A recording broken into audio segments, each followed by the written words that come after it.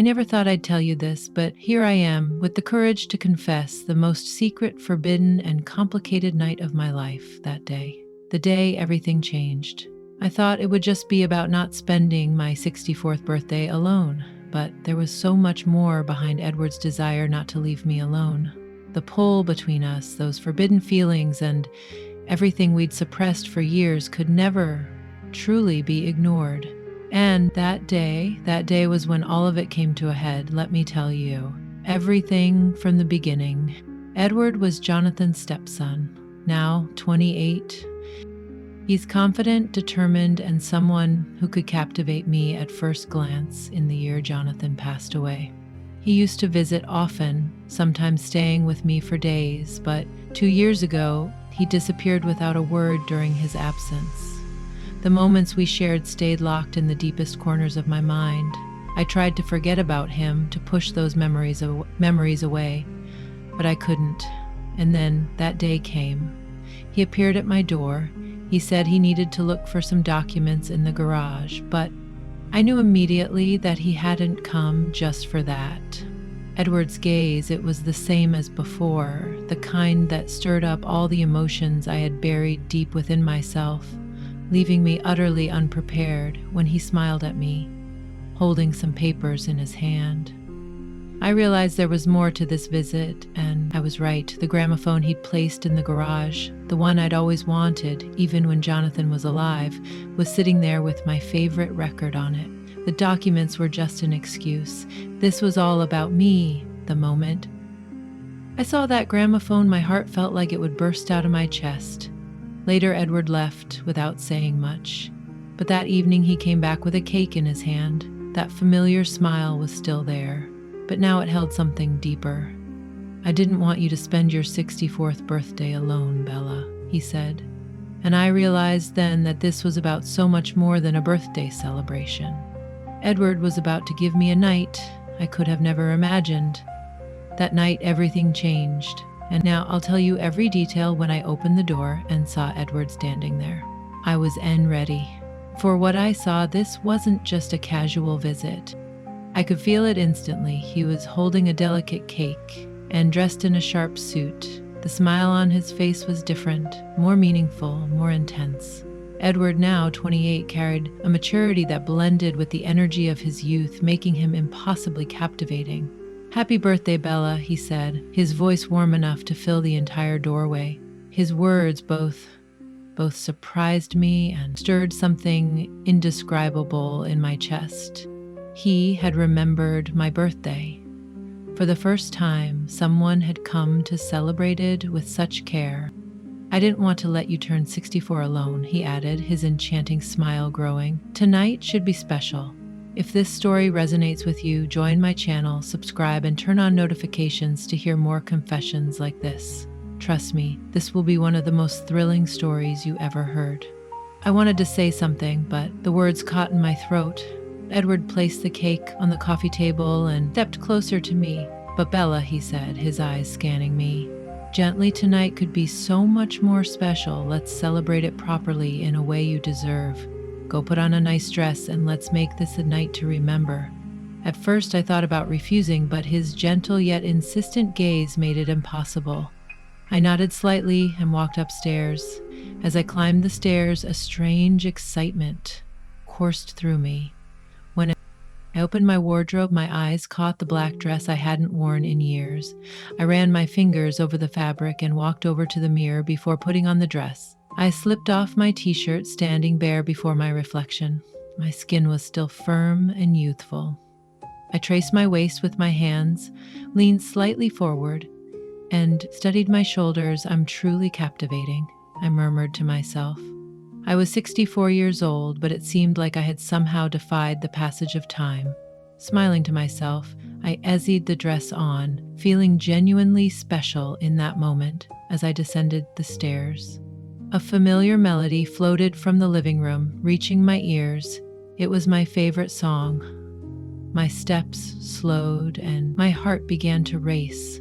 How did Edward know I had never mentioned it to him? Confused but intrigued, I made my way toward the living room. Edward had set up the gramophone in the middle of the room and had carefully chosen the record to play when he saw me. His eyes lit up. The admiration on his face spoke volumes even though he didn't say a word. "How did you know?" I asked, unable to hide my surprise. Edward smiled softly, his gaze unwavering. "I listened to you, Bella," he said. "You probably thought you were the one always listening to me, but in truth, I was listening to you. Every detail you mentioned, every passion you shared.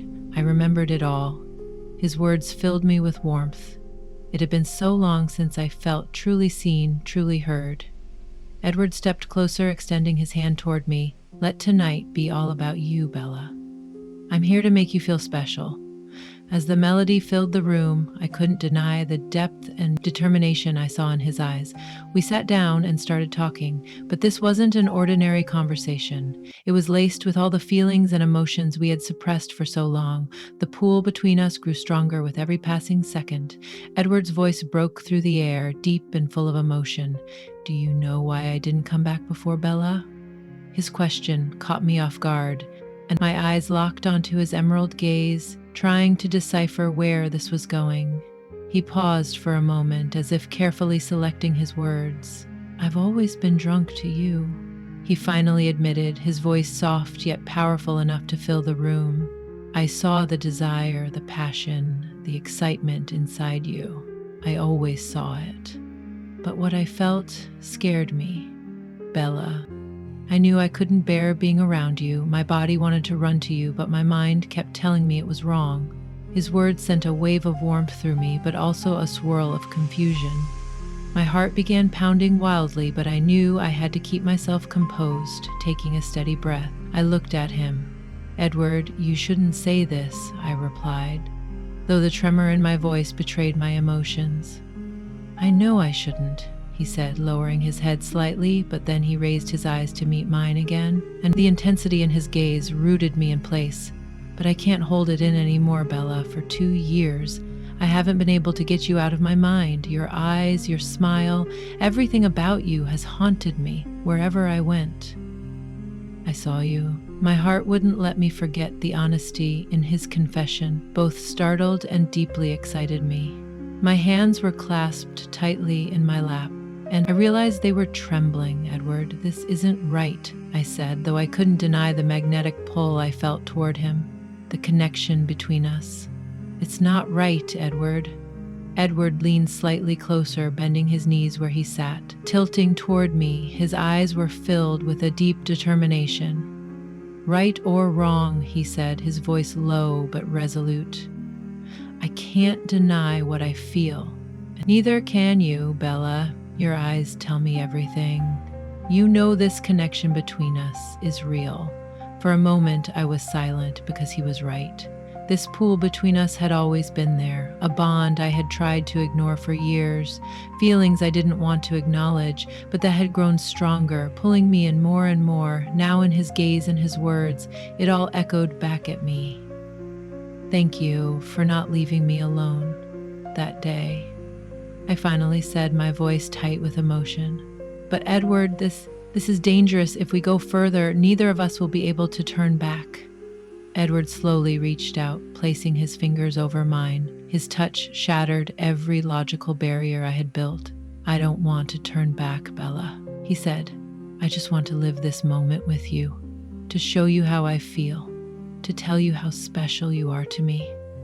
Tears welled up in my eyes, but these feelings didn't break me. They freed something deep inside. His words were an admission of a passion he had kept locked away for too long. "When I look at you," he continued, his voice soft yet intense, "I don't just see beauty, I see strength, passion, and a joy for life. You think you're 64, but to me, you've always been the youngest, most captivating woman, and those feelings, they'll never change."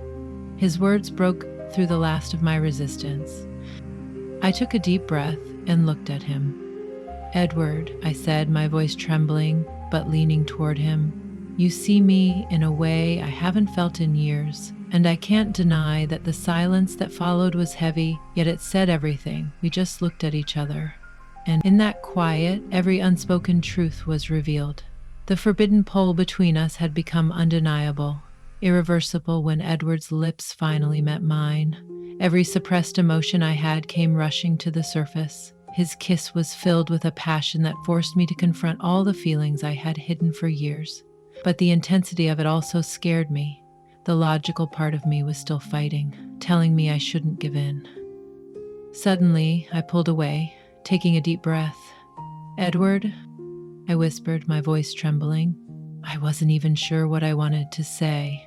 Lost in his gaze, I felt my control slipping. My heart pounded as I stepped back, wanting to put space between us, and without another word, I hurried toward my bedroom. When I shut the door behind me, I turned to face the mirror. My cheeks were flushed, my eyes brimming with excitement and confusion. My hands were still trembling slightly. "What am I doing?" I whispered to myself. But deep down, there was a voice that couldn't be silenced, a voice driven by an overwhelming desire. I looked at the mirror more closely, studying the faint lines on my face, the hints of age, but then my eyes trailed down to my still firm, youthful body. "I still have it," I murmured, a small, conflicted smile forming on my lips, yet somehow that realization only made things more complicated just then. I heard the soft creak of the door. I turned around and saw Edward's determined gaze as he stepped inside.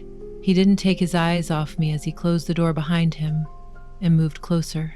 "Bella," he said, his voice low but resolute, "I can't let you run away." I looked at him, but I couldn't say anything. Edward closed the distance between us, and once again his lips pressed against mine. This kiss deepened everything, pulling me further into a place I had no control over. My defenses, one by one, were crumbling. I couldn't hold myself back any longer. My hands instinctively reached for his shoulders. Edward wrapped his arms around my waist, pulling me even closer. His warmth enveloped my entire body, and my breathing quickened. His kisses trailed from my lips to my neck and then down to my shoulders. My body, without hesitation, responded to his every touch. Yet the intensity of this forbidden desire completely consumed me.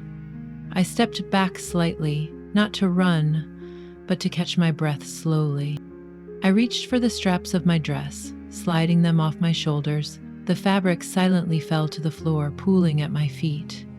I glanced briefly at my reflection in the mirror and felt a surge of courage rise within me. "Edward," I whispered, my voice barely audible, "I'm surrendering to you." Those words lit something in his eyes, a fire that was impossible to ignore. Edward began unbuttoning his shirt, his fingers moving quickly, almost impatiently when he shrugged it off, revealing his strong, athletic body. My heart raced even faster as I watched him take a step closer. Every part of me gravitated toward him. Edward placed his hands on my waist again, guiding me gently toward the bed. When I lay down, he joined me, his presence filling every space around me. His kisses started at my neck, moving down to my shoulders, and then trailing further, exploring every part of me with every touch. He awakened emotions and passions that had been buried deep inside me for years. This moment was the beginning of a night I never could have imagined, and I knew without a doubt that nothing would ever be the same again. Everything was happening so fast that my heart felt like it might burst out of my chest. I looked at Edward, unable to hide the confusion and depth of my desire. "I never could have dreamed of this," I said, breathless. "But right now, more than anything, I want this. I'm so excited." And full of desire, Edward tilted his head slightly, a soft but determined smile spreading across his lips. "Bella," he said, his voice calm yet so deeply captivating it held me in place. "We both always wanted this, but every time we ran from it not. Tonight, we're not running anywhere at that moment." Edward's words shattered the last of my defenses. I no longer cared where this night would take us. I was ready to lose myself in the moment. Something immense surged within me, so powerful it made me close my eyes and grab the sheet with one hand and the edge of the bedside table with the other. The intensity of it left me breathless, my eyes remaining shut for 2 or 3 minutes as I tried to focus only on what I was feeling. When, I finally opened my eyes and stared at the ceiling. Edward was leaning over me. His hair was disheveled and his forehead glistened lightly with sweat. Just as I was thinking, this is perfect, Edward reached out and pressed his hand over mine on the bed. Everything felt like a dream, so surreal yet so vivid. When I glanced toward the mirror and caught sight of both of us in that state, I couldn't hold back any longer. My legs tensed with such an overwhelming force, I felt as if I might faint. This was a desire and passion I had never experienced before, and I was utterly surprised by my own reactions. And then there was Edward, so breathtaking, and I could hardly believe he was real. His cheeks were flushed, and he was showering me with compliments. My voice trembled as I whispered, "Edward, you're incredible, truly. I never want this night to end." I could see the excitement in his eyes growing even more with my other hand. I reached out and placed it over his chest, feeling the rapid beat of his heart. "I've always wanted you," I admitted, barely believing the words myself. "I can't believe this is happening." I closed my eyes again, surrendering to the warmth spreading through me at that exact moment. An intense heat filled my entire being. Edward, his breath uneven, collapsed beside me. Edward sat up with a determined expression on his face and reached for his phone, turning to me. He unlocked the screen with his fingers. "Bella, I want to show you something," he said when he turned the phone toward me. My eyes widened instantly. It was a picture of a cottage by the lake, a small, cozy, and peaceful place. Exactly the kind of place I had always dreamed of. "I want to take you here," he said, his voice both serious and full of desire, far away from everyone else in this house. Just the two of us. "Tomorrow morning we'll go see this place, and when we're there, I'll ask you to wear something I've chosen for you, because tonight I saw the woman I've always dreamed of. That woman is you, Bella. It's always been you."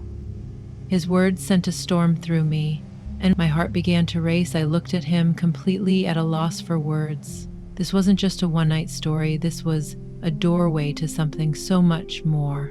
And while I didn't know what awaited us beyond that door, for the first time I wasn't afraid, because I wasn't stepping through it alone.